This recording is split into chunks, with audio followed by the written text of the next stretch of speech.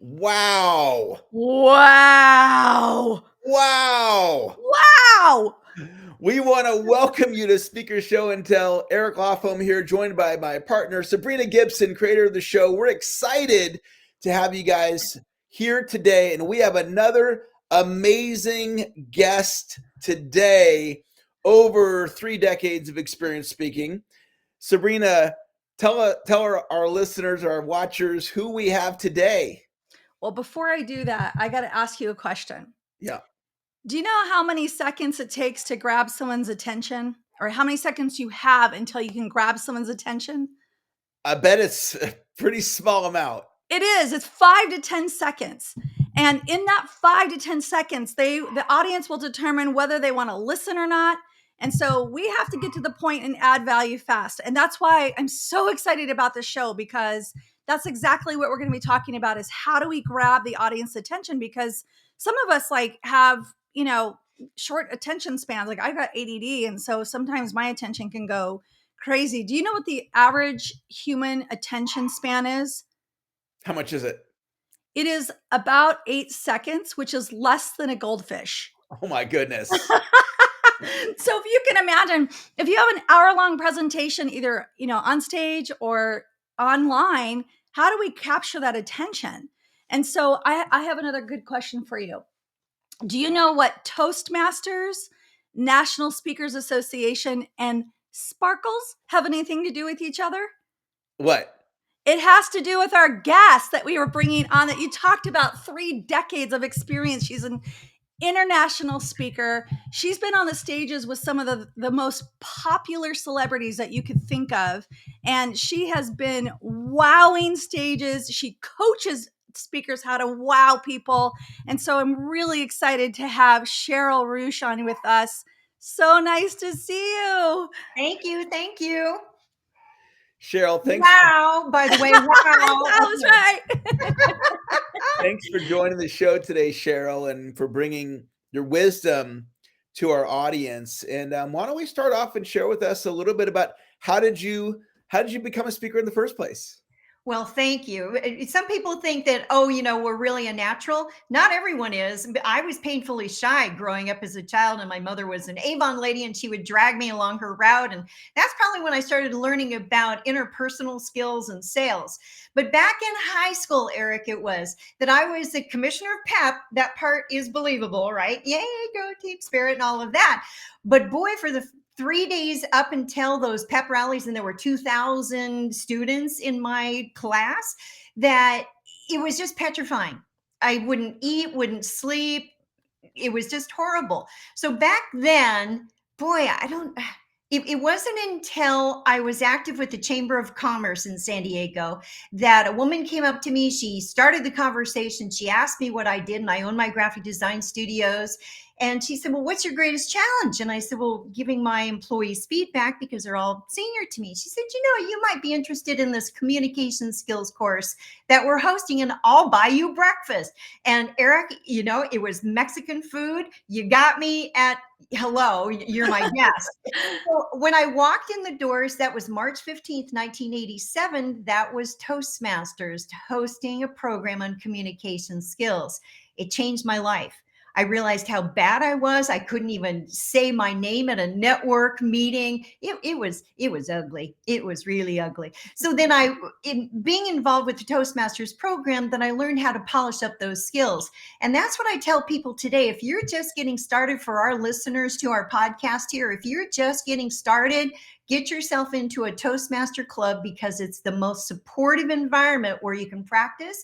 You can find out what your topics are. You can find out what your topics aren't. And then you can start bringing in that wow factor. Awesome. Well, tell us a little bit more about Toastmasters. I'm sure a lot of listeners are familiar, but some of them, maybe they've heard of it, but they don't really know exactly what it is or how to get involved. So what would be a next step if somebody wanted to learn more about Toastmasters? Thank you. You can go to Toastmasters.org and find a club in the search parameters and find a club that's either near you or find a club that's virtual. There's no obligation to join. I recommend checking out 3 different clubs because each one has a personality and you're looking for mentors, people who can help you because you will, well, I don't know about everybody. I cried. So it might be that you do cry. It might be that you have all of this nervousness and that someone will coach you at every single step of the way. So go to Toastmasters.org, one of the best investments you can make in your speaking career, especially if you're just getting started.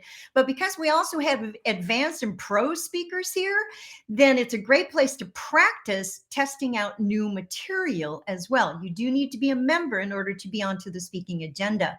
It's the best place for better listening, thinking, speaking skills in general. If you have interviews coming up, including media interviews, it's a great place to practice what are called table topics. And people are very supportive. It's typically intimate groups where it's about 20 members, weekly meetings. It's a nonprofit educational organization that was started back in 1924. And today, boy, let's see, over 350,000 members in 146 countries. Wow. Which, talk about a network, we refer to it as a family. That's so cool. Well, I love that you are always sparkling. I mean, you are, every time I've ever seen you, and I even wore a little bit of sparkle for you because I love you so much. Thank But you. you've been called the Sparkle Lady for 3 decades now. How did you get that nickname? Oh, thank you. You never know how you're going to be branded. This was not something that I branded myself. It was a presentation that I was giving called Sparkle When You Speak. And it used acrostic. So we're talking about what's the wow factor. And that's one of them, is using an acrostic or mnemonic or memory trick if you can. And with Sparkle When You Speak, then I took the word sparkle and spelled it vertically. We can come back to that because that's one of the wow factors here, that people remembered the speech. They didn't remember my name. It's like, oh, Sheryl Roush. No, they didn't. They remembered the Sparkle Lady. So they kept calling me, you're the Sparkle Lady. And then they would ask for that particular speech because it breaks it down. What do you need to do? What are the 7 things that you need to do in order to sparkle when you speak? So that's how that stuck. And then years and decades later, I would be someplace like at a networking meeting and they would go, you're the Sparkle Lady. So I think that that's a great tip for us at any level of our presentation skills, any level of our business, is to pay attention to what your market is saying about you, because they may be presenting you golden gems and we just need to pay attention to that. What a gift. So it still sticks. I was laughing about the Sparkle Lady because I was telling Eric before, I used to have a company called Smart and Sticky Websites. And I spoke so much one year that I was literally called the Smart and Sticky Girl. And I said, I don't know if I really like that title, but that's what everyone was calling me. So I kind of went with it. And it is kind of funny how your brand can, and whatever you're presenting, but the Sparkle Lady, oh my goodness, that's amazing. Swarovski crystals, yay! Yep. Yay! Sorry, Sheryl, Eric. Maybe it's a girl thing. I don't know. Chick thing. Sorry, Eric. Yep, I get that. I get that. What are some tips for getting speaking engagements? What are some of your favorite ways that is it networking? Do you prospect? Is it referrals? Is it what do you do? When I first started speaking 36 years ago, 99% of my business came from direct referrals from people. 99%. I tracked it. It was from people who had heard me present, who then wanted me to come and boost their organization. My expertise is in communication skills. So in marketing, and as we're getting going in the business, and as we become more established, we need to be subject matter experts. What do you want to be known for? And then people know how to refer you. Because what we don't want to say is, oh, you need a speaker. I speak about everything, which pretty much all of us have started there, when we first started our businesses. Instead, what do you want to be known for? And what are the problems that people or organizations have that we can provide potential solutions? So that might be, Eric, from networking. It might be from cold calling. I have never cold called in my life. They have always been warm or sizzling hot, because people hear about me. They say, this is what we need. Everyone told us to contact you. We want you to keynote our association meeting. And that's where that goes with it. Then when I'm speaking in front of that audience, that association, then often there's spin-offs from that, again, from people in that current audience who say, oh, we need that message for our people. So it creates a beautiful domino and can turn into a huge business. Okay, so we've landed the speaking engagement, but my question to you is this: how do you engage and get that wow? Like, how do you leave the audience saying, wow?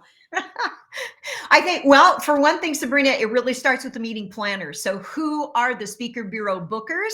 And today we can't just have like emails going back and forth. In order to book the engagement, people want to see us. They want to imagine, what would it be like to have you in front of our particular audience? So Zoom, any type of online connection that you can have, even better than the phone. They need to get the wow from you in that conversation, because then they become cheerleaders and advocates for you and helping to make sure that you are hired. So then when you're getting ready, so now we have a preparation stage, we have let's say the booking stage, and all the logistics are worked out, travel fee, all of that. What are the expectations? Then we start thinking about, who exactly is the audience? I know I have a pre-programmed questionnaire that's pretty in depth, because I want to know, who am I going to have the privilege of serving? I want to know who is going to be sitting in that audience.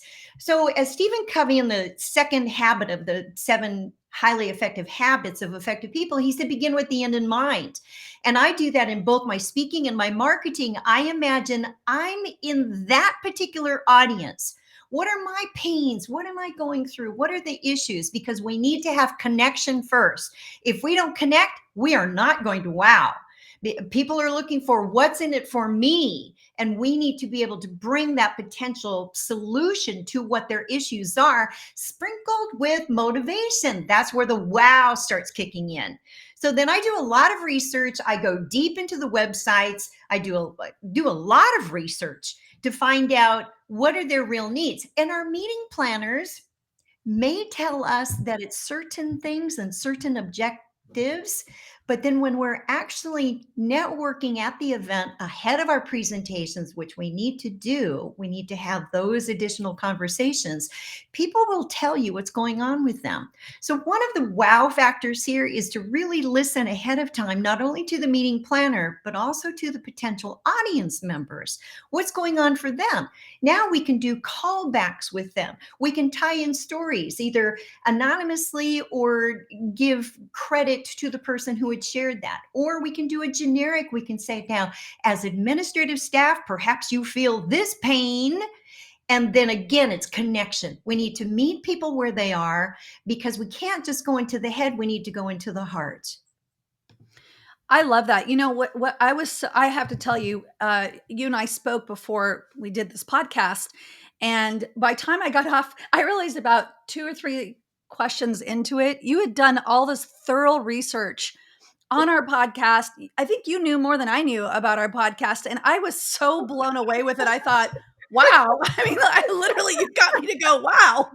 She's like really on top of this. And that to me really, it taught me a very valuable lesson. In fact, the next 3 meetings after you, I was like doing, massive research before I got back on there, because I was so impressed, and it touched me that you would have that much interest in our podcast, and Eric and I to come back and then share, and then you had little tidbits and tips. And I thought, wow, she's a team player, and I thought what a difference that would make if we were going into a speaking engagement and you have that kind of connection, like you were saying, you feel, I felt like I needed to look out for you because I felt like, you were part of us. And then I wanted to do better for you because you had done so much for us. And I'm sure it's like that reciprocity, law of reciprocity there, where, you give to me and then I want to give back to you. And I think that you emanate that. I mean, it was just, it was an amazing meeting. And in fact, you inspired me to like write this gratitude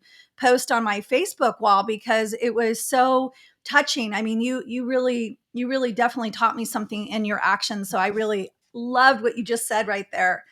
So Eric, how about you? I mean, I know that you are excellent at making connection with people. What are you thinking about the wow stuff? Because this is like, I'm pretty blown away with Sheryl. Absolutely. I want to take it a little bit different direction because Sheryl, you've done what a lot of our listeners want to do. You've had a long, successful career in speaking, and that's where so many people are at. Did you have that as a vision early on, or did it just kind of organically happen? Tell us about that.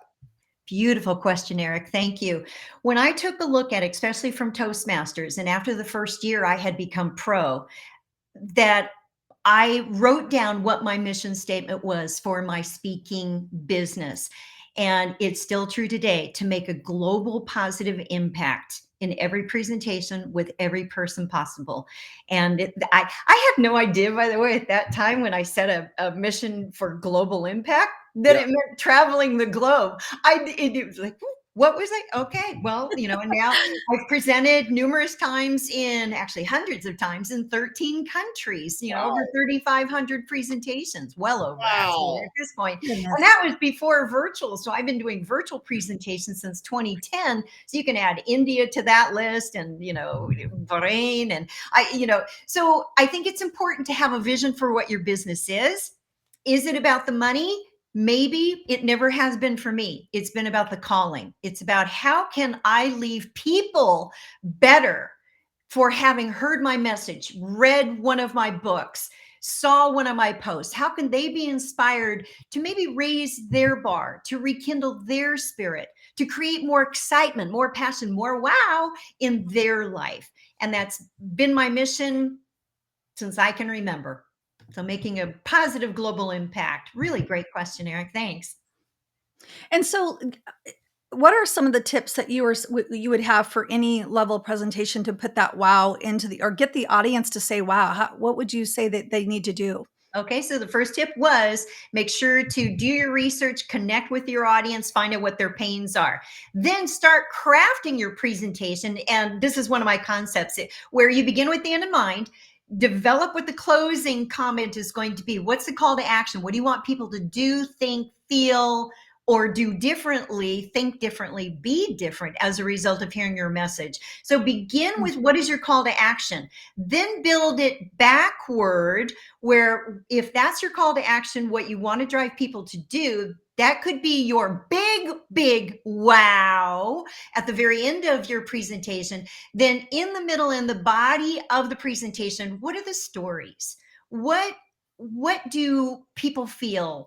What are the things from your own expertise, from your own toolkit that you can bring in? Because each one of those needs to support that close. Then as you're building the presentation backward from the bottom up, then you start crafting your opening. Based on where you're taking people, what needs to be some of your opening statements? I'm a big fan of starting with questions. So it could be where you name their pain and you hand it back to them in the opening as a powerful question. It could be a statement. My favorite is 3 questions. If, are you da-da-da? Would you like da-da-da? Do you need da-da-da? So again, those are connectors because now you're speaking right into their heart and they're going, oh, you know me. You get me. You see me. So again, that's one of the wow factors. So the stories, sometimes I'll break out in song. So I was opening for Marie Osmond, Dancing with the Stars, 3,500 women in this big amphitheater in Fresno, big conference. I'm opening keynote. And all of a sudden I heard myself break into song. I'm a little bit country. I thought, oh my gosh, where did that come from? And she had just lost a lot of weight on, I believe it was Jenny Craig. So here I am in a purple sparkling outfit, and I took a spin and the whole skirt just flared. And then I went into what the content was. That was a fun little grabber there. And later it was interesting in the green room, then Marie came over to me and she said, and I said, oh, it was really an honor, to open for you. And she says, oh no, Sheryl, I'm your closing act. I was like, so one of my tips here is be authentic. Be real. If megastars can really just reach around you and give you a huge hug, then do that. Another one, in opening for deans, professors, and lecturers at the Institute Technology Mara in Shah Alam outside of Kuala Lumpur, Malaysia, my entire opening was in their native language of Bahasa Malay. So here I am teaching speaking skills to the presenters, women on one side, men on the other, completely separated based on their culture. And I opened up in their full language. And it was interesting because the audience stood and they put their hand over their heart and they bowed. When they explained that sign of respect to me later, they said, even if I mispronounced anything, they said, you honor us. You honor us. Mm-hmm. And I believe that that's probably the biggest wow, is to really honor people who are in your audience. We need to value their time, their energy, their presence, their thought, their diversity. We need to honor who they are and to meet them where they are. So stories, songs. I would also use props. There's times where I would have like a big sunny hat, it's all spiky and everything else. And I would talk about how do you have energy, and you need to, spew it out to people, and then I would pick on the person with their arms crossed, sitting in the back of the room. It's like, okay, way back, to you. And I would tell people too, because when I would be teaching overcoming negativity in the workplace, then I'm thinking, okay, so let me guess, you all got here early to get your coffee and sit in the back row, and you're just sitting there because you had to come to this program now, didn't you? And they're going, yep. And it's like, okay, and I get off the stage wherever I am outside of the typical speaking area. This is a big wow. It means you need to know your material. You need to know your content. You need to respect your audience. So stepping off the platform or outside of that speaking area, whatever it might be, and going into the audience. And even after COVID, there are still ways that we can do it. Even during COVID, there were ways to do it. And I did this in a sports arena over at the Salt Lake Palace in Utah. There were 5,000 people. I was keynote closing behind Thurl Bailey, by the way. There was 2 feet of distance between my head and his, really tall basketball player. And I think I'm on a J-Lo headset. I'm on this stage that was crafted by Disney designers for this big direct sales marketing conference. And I told the camera crew, I said, okay, follow me. I'm going onto the court. And I'm in Stuart Weitzman, Oscar, shoes, kind of like from the red carpet, and a St. John suit, and on this headset. And I went into the audience on the basketball floor, and thousands of people sitting there. And it was cast up on like 4 or 5 IMAX screens. And again, don't let being up on a stage cause a disconnect between you and the people you are serving. So again, big wow factor. They never saw it coming. The meeting planner who hired me went, oh, and then after she saw what I did, oh, because then I did another keynote close 4 days later for a different 5,000 people. She goes, can you do that again? Encore, huh? And one of the things that really helped me with Toastmasters was to identify what I'm passionate about speaking about, what I shouldn't be speaking about, and how to be authentic in the delivery. How can we be real and genuine and authentic? Because people get it in a heartbeat, whether we are or not. So I want you to share something in your business that you do that it helps you be more successful. So like for me, my email list is a huge part of my business. Or another thing that I do in my business is I project my revenue several months in advance, and I have an Excel spreadsheet. And so every month I know going in, this is what I want to do. And a lot of speakers might not do that, or they might not have an email list. What's been key to your success? Is it a website? Is it hiring an assistant? What's one or two things that have really impacted your ability to do what you do? One of the things that I find great success for me in doing is social media. Social media, where you can find me on, 14 of my own pages where I keep the conversation going. And instead of just posting what I'm doing, although that has its benefits, I will post a question and I'll say, oh, blah, blah, blah. Has this happened to you? Or what's your experience with that? So for me, it's been social media between the blogs on the different websites. So I have 3 different websites. And a lot of social media, primarily Facebook, but I'm also paying more attention on LinkedIn because those are professional referrals as well. It's all about the contact. It's all about the conversation.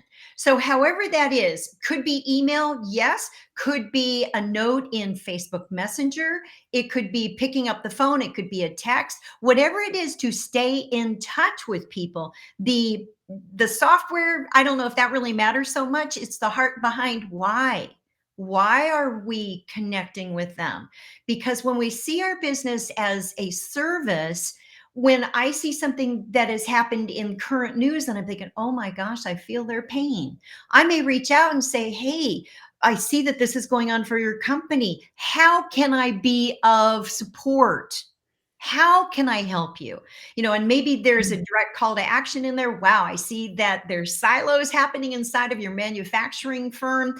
Would you like to bring me in for a training? Would you like me to meet with your VIP, your executive, your VIPs? Let's take a look at where the breakdown is happening. I would love to be of service for you. But it's got to be specific, I think. For a massive email list, people don't want to be added to just another list. They want value. So even when we do email blasting out, our readers, again, within the first few seconds, they may give us 20 seconds. The average reader in the US today may go from 7 to 20 seconds just based on what the headline is. And they might give you up to 90 seconds as they're looking for confirmation of what's in it for me in that email. It's the same thing anytime that we do social media posting. Again, what's the purpose of this? What kind of action do we want to drive? And what would be appropriate and authentic in how we communicate and connect with those readers, those potential buyers, or people who refer? So for instance, Eric, going back to the referral rate, I'm still clicking at 85%. So another way to boost that using social media is that, say, for instance, when this podcast airs, it will be not only on all of your social media channels, which Sabrina is a sparkling wizard at, then I'll tag onto that and I'll put it out to my social media as well. So again, what are we doing that other people might be interested in? Because then they start getting ideas and that builds, supports, and expands our business. That's interesting. So you and I had talked, and you have something called the method intelligence. Is that right? Did I get that right? Multiple intelligence. I was thinking them. That's your method. So tell me what the multiple intelligence are, because this was fascinating to me. Thank you. Years ago, I did research. I was writing a program for a seminar company and then launched it and all of that with it. And it was based on Howard Gardner's work and Thomas Armstrong, 2 PhDs from early childhood education. And Howard Gardner recalled it as like the 7 kinds of smart. And Thomas Armstrong built upon that as well. Both really fascinating information. And I thought, well, I never learned that coming up as a speaker and as a trainer. And yet, if my goal is to connect with 100% of the audience so that they feel, wow, you were talking to me, I need to speak in these 7 different multiple intelligences, as they call them. I refer to them as modalities or channels, just like on a TV channel. So we have a cheat sheet for that, and we can go to the blog for downloading that particular handout. And there's 2 things on that which will be very valuable for anyone listening and watching to this program. It's about to know your audience first, and then how do you connect with your audience? So the 7 multiple intelligences, to give you an overview, the first is linguistic. Linguistic people need the words, the facts, the statistics. They want the stories. They want any type of interpersonal conversation. So they love the talking, the discussion. So in our audiences, these people are going to have a superpower of knowing if we use the word correctly or not, like affect and effect. Boy. They're incredible spell checkers, and that's their gift. So they're called linguistic, and they are the very first group. The second group are math, science, linear, logical. When we present to an audience, and by the way, we each have a preferred one or two different styles, different modalities. When we're speaking one-on-one, we need to tune in and to connect with what their channels might be and reframe it, redirect, and bring that back in. Then they feel really heard. When we're speaking to a group of 3 or more people, we need to incorporate each of the 7 channels into anything that we're doing, regardless of how long or how short the presentation might be. So the second group with math, they need things in order. So if we have 5 things, 5 stories that we're sharing in our presentation, and if we get back to number 5 and then we're saying, oh, I forgot to tell you in story number 1, we've lost credibility. We have to keep things in an organized manner for this particular type of listener. And they need the numbers. Their superpower is seeing if things add up or if they don't. So this was my weakest area. And after I studied this, I thought, wow, how can I bring numbers in? Well, it's the same thing in this conversation, paying attention like to Eric's questions and yours, being able to see and understand, well, what might your channels be? What are the numbers on that? What percentage rate? 99%. Now it's a strong 85% for referrals. Okay. Even though it might not be my strength, it's someone else's and they need to hear it. So the third one then are the visual. We need to see it. That's why, my palm tree, all lit up. I've got my fish over here, my sparkles, we need to see it. We need to see it. We're great at visualizing things, by the way. So Eric, when you asked me, where did I envision going? That was a visual cue. Got it. We're speaking the same language. I am strong linguistic, strong visual, which it sets me up for being a communication skills expert and a marketing communication designer. So the third one, we need to see it. Then the fourth one is more musical. And how we create the wow factor with this, with an audience, is the cadence with which we speak. It could be the pauses, which again, Toastmasters is a great place to practice that. The pauses, the rate, the pitch, the volume, whether we sing or we not, or like with Marie Osmond, I just did the opening line to one of her songs. I opened for Olivia Newton-John and I sang that day and she didn't, but the audience doesn't know it, which then makes it a powerful wow. And how can you bring in things like that? Or a rap or a chant or even just some type of beat, then that group feels very inspired. They feel heard and seen.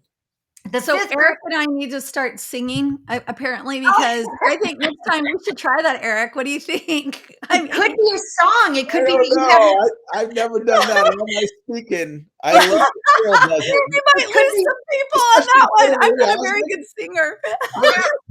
You're gonna sing in front of the superstar, but then she acknowledged you, which was beautiful. Well, and it could be that you have a theme song created for your podcast. Then there's the musical, so people know what the countdown is. It's like, okay, and you've got your theme song, and there's your musical. We do it though in the cadence which we speak. Sabrina, in our pre-call chat, boy, you had an incredible range of what you use, what your voice is.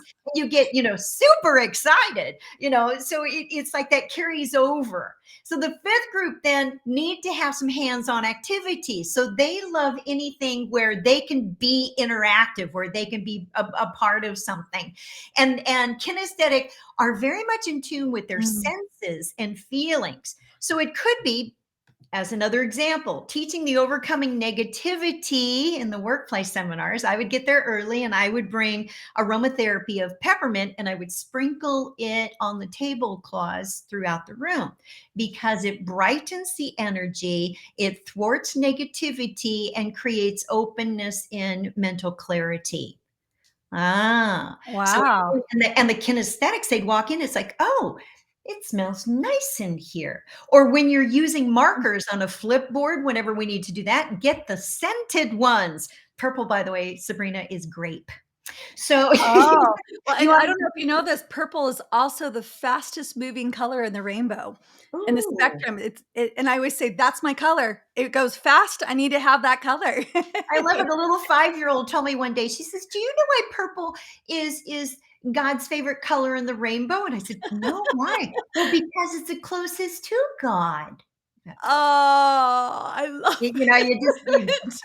so the fifth one is kinesthetic. So basically, we'll have the first 2 to 3, let's say, we'll have some preferred modalities out of that group of 5, and we want to make sure to tie in all of them. Then there's 2 more because the interpersonal are the people. In our live programs, they will be the first ones in the room. They'll probably sit toward the front, and they might even be linguistic, kinesthetic, visual. They want to see you when you're talking and telling you the stories. Mathematical might sit farther back because they want to analyze the whole situation and make sure that everything has a sense of order to it and that you're following all the points, all 7 of the points in the handout marketing material that you said you were going to cover. So your interpersonal are people. They're with you.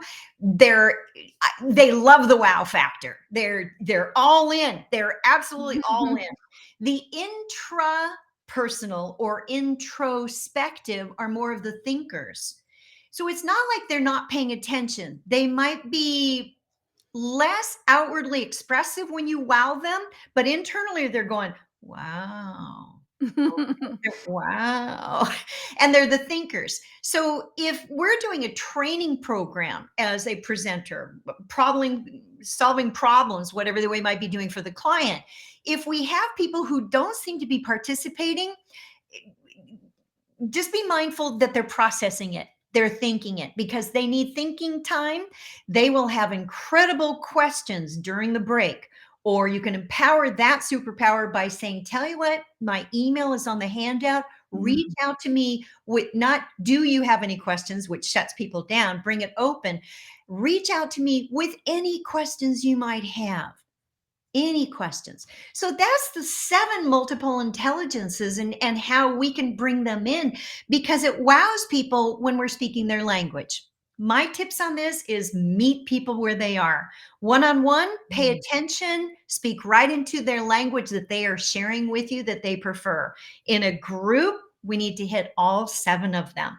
And then your audience will naturally be wowed. That's amazing. So, Eric, let me ask you, where would you sit in the audience? Oh, you'd be on the stage. I know that.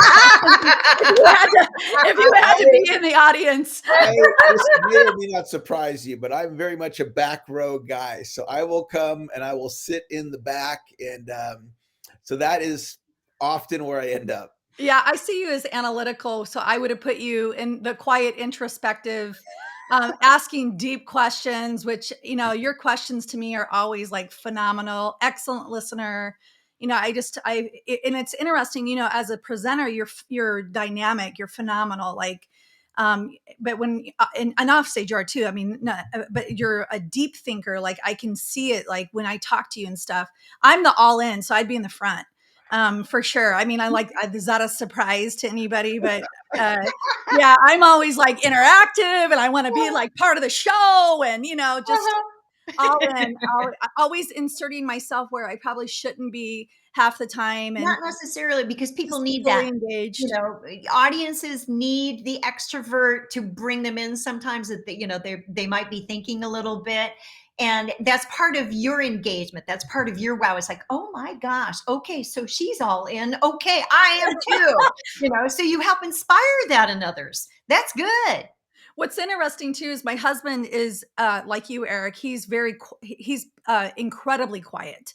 And we're on the opposite ends of socializing, speaking. It's hilarious. Like opposites really do attract, but he is absolutely hilarious, and he gets so uncomfortable, in fact, because I am all in, and he just like, oh my gosh, I just want to be an observer here, And so I can really set him off sometimes. And then we'll get in the car, and usually the car ride home is hilarious because he'll be like, wow, that really made me uncomfortable, I'm like, well, you should be used to it by now. I mean, but I love the whole thinking about our audience members like that, because the way I would present to my husband would be so dynamically different than I would present to like even my children, I mean, and I know on an audience, you're like dealing with a lot bigger personalities, but I always like to, I love this idea is that you're coming to them and presenting on their level.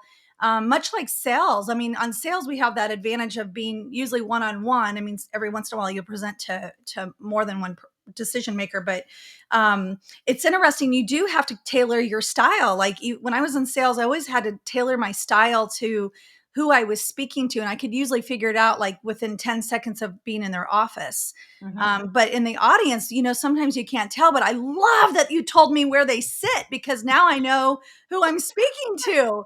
That was genius. I love that. And be really careful not to take it personally when somebody like Eric is sitting in the back row who's taking it all in, because that's his superpower. Yeah, for sure. In my audiences, you're not safe in the back row. I am back there and I am having a conversation with you. Another big tip here in how to wow is don't talk at your audience. They don't want to lecture. They don't want to be spoken at. They want to be conversed with. Create a dialogue. Imagine that, and especially for our newer presenters, and maybe 20 is your biggest audience. Fabulous. Find ways to practice having a conversation. Don't give a performance unless you are truly an entertainer. Instead, find ways to cover your points, bring the audience in, have the conversation. Think of it as a dialogue. And when I coach people, I often, if they're going toward the performance and if it's not authentic, I'm going to call them on it. And it's like, okay, how can we be more authentic with this? How can you be real and genuine and create a conversation with, regardless of the size of the audience? People want to be connected with. How can you create that? What, again, back to begin with the end in mind. If you were in your audience, what would you need in order to be moved? And when an audience is wowed, sometimes it's in their head, sometimes it's in their heart. I think people are wowed because they're reached. Somehow we have reached them. Sometimes it's like motivation is typically from the outside to a person. Motivation may be short-lived, whereas an intrinsic motivation comes from within. What we want people to get is their inner wow. Oh, that's so cool.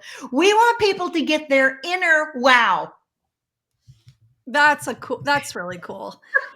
Well, Sherry, you have a cool little goodie for everybody, and I want to make sure they get it. Can you share with them what's on your goodie here?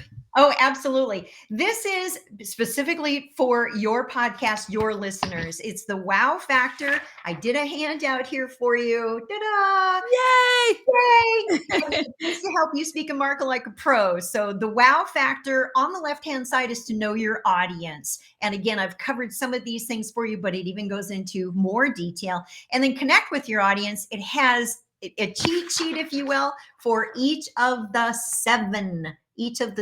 Wow. So my tip for you is to make sure that you use every single one of the seven in any presentation that you give. Now, Sabrina, since you mentioned that you have kids, you can test this out on your kids too. You could even figure this out with your spouse.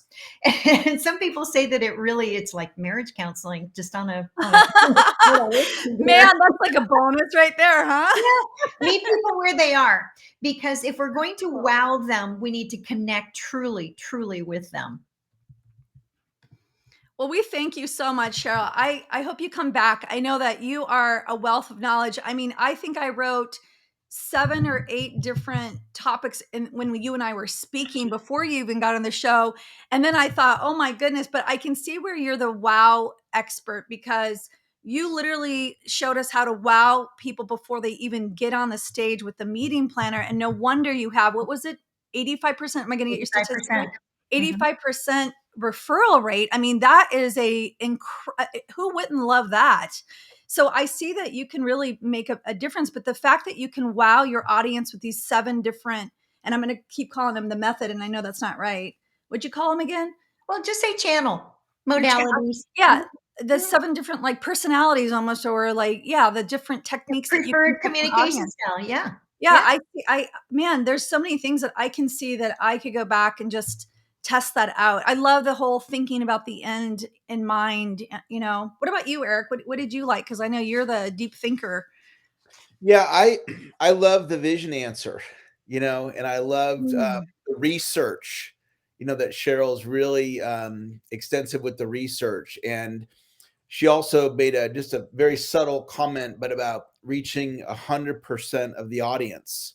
That's a very powerful way to think. Like, I want to give a great speech, or I want to impact 100% of the audience. That's a different way of being from the front of the room. We're on Zoom. So, just tremendous ideas. Yeah, so valuable. Think of it as service. And it's different than NLP. So these are like a simplified 7 anyone can use. I love it. Well, we're going to start taking singing lessons, I think, Eric. What do you think?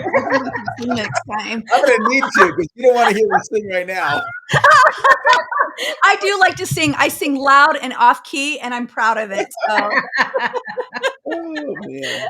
Well, Sheryl, thank you so much. I can't wait to talk with you over and over and over again. And thank you for bringing such a awesome worksheet for our audience. You're just amazing. So thank you. And I can't wait to sparkle with you offline. Yay. Thanks, Wow. Wow. Wow, Eric, I love that. I love her. Oh my goodness. I felt like, where was she when I was first speaking? I could have really leveraged a lot of these techniques and different pieces. I know you probably do it naturally. I know that I have ADD. So whenever a speaker can captivate me from beginning to end, then I know they're phenomenal. That's the way I felt with you. In fact, that's how you and I first connected. I was so impressed with the way that you spoke, and it was just so simple and easy to digest and practical. And, I mean, there was so many. I think I had 3 or 4 pages of notes when you spoke, because I was like, oh my gosh, I wish I would have recorded it, because it was so good. Yeah. But it's interesting to go back and look at her the 7 tips that she gave us, and to see where you can incorporate those into our talks too. I want to show you something, and we'll see if it works here. So I'm going to do a screen share, and I think we're sharing the screen now. So this is her handout. Oh, that's cool. So when you guys go to the URL that was provided, that's what you're going to see. And I want to show you this because this is our first official time ever using a screen share. Yeah, so we're getting up there. I mean, look at us go. Thank you for doing that. It was funny that you did that. By the way, we didn't rehearse this. I'm sure you guys have figured that out, but I was actually thinking before the show, I thought, man, I wish we had like a way to share like PowerPoints or, something in this, because I think there's just the visual. See, I must be the visual person. I want to see it. But yeah, that was really cool. Thank you for doing that. That was so I want to show two other quick tips, because after our show last week, Sabrina commented about my video camera, and this was the camera I used last week. And she's like, the camera wasn't really all that great. And it was true. It's the built-in camera on my computer. So I have this one here, and this one, it just plugs right into your computer. And I had it, but I wasn't using it. So if any of you are doing your Zooms or your live streams like what we're doing right now, and you'll see this when I click on it, you'll see the difference there's the camera. So yeah, you can just go spend $100 or $200. You get that little external one, and that'll enhance the visual. And then one other thing, this isn't green screen behind me. This is actually, it's a cloth thing that I ordered on the Amazon. And so that way it doesn't have, when you're doing green screen and your head gets all weird when you're Yeah, yeah. web fingers, right? You don't have that because it's not green screen. So you guys can go online and just buy it and tack it up on your wall. And I have a green screen too, but that's just another little speaker thing that I'm doing to help continue to enhance how I show up when I'm doing the visual virtual trainings that we're all doing now. I know. I love that. I have a wall that, and the color, it's interesting. The color behind me is actually like a sky blue, but it comes off like almost anyway, softer blue. But I also got a green screen thanks to you. So maybe we'll try that next time.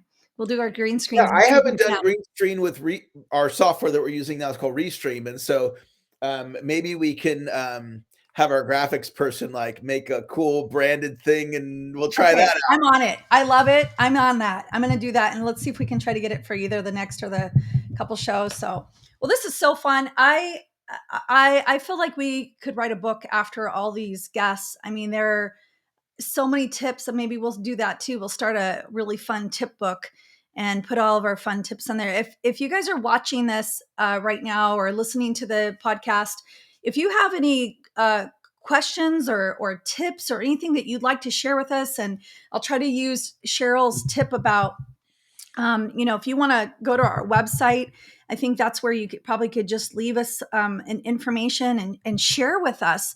What would you, whoops, I put the wrong one up there. This one right here, go to speakershowandtell.com. You can click on get involved. If you want to leave us a message as an audience member, you can certainly do that. If you'd like to be on the show, if you think you have something really valuable that you have accomplished as a speaker, we don't care if you're just brand new starting or if you're a seasoned pro. If you've done something really amazing, we'd love to have you get involved so you can be a guest or a panelist on our show.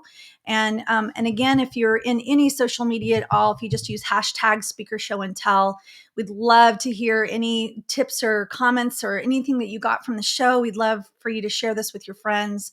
So we're really excited. I'm really excited, Eric. Not only was this show just a wow show for me, at least, with Sheryl, she's just so phenomenal. Next week, we're going to be talking about, we've been talking about getting speaking engagements. And a lot of us get free speaking engagements, and many speakers don't know how to make money from those free speaking engagements. So we've got a couple guests coming on that are going to actually share how we're going to make money from those free speaking engagements. And one of the guests may not be what you actually think it is, which is pretty cool. Like I was like, whoo, I never would have thought about that, even though it made a lot of sense. In terms of making money from free speaking engagements. So it's going to be another really great show. I'm excited, Eric. I'm counting down the days already. Fantastic. And I want to plant the seed for all of you watching. Obviously, Sabrina and we're doing the show together, and collaboration is an amazing way to grow your business. And so look for other people that you can partner with. I've got different partners on different projects, whether they're book projects. In this case, this is our show project. And I also like the male-female dynamic. So Sabrina's, female, obviously I'm male.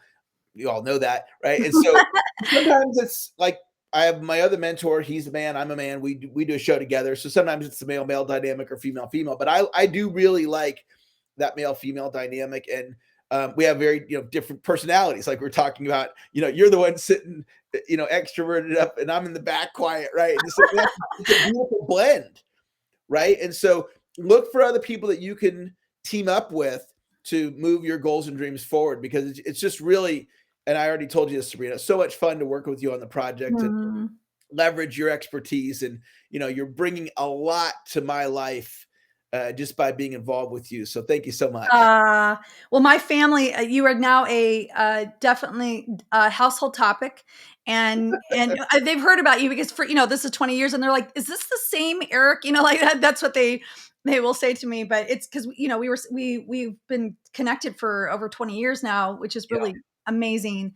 And same thing for me. It's like, you're my go-to guy. I mean, like every time I've ever had a question about either growing my business or enhancing my speaking, or, doing better with PowerPoint slides, for crying out loud, because I'd never done that before, speaking from PowerPoint.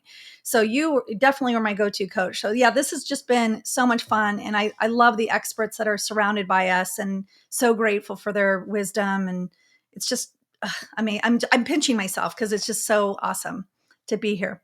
So, all right, well, shall we wrap up the show? Yeah, I think it's a wrap. All right. Well, we can't wait to see you guys next time, and have a great time.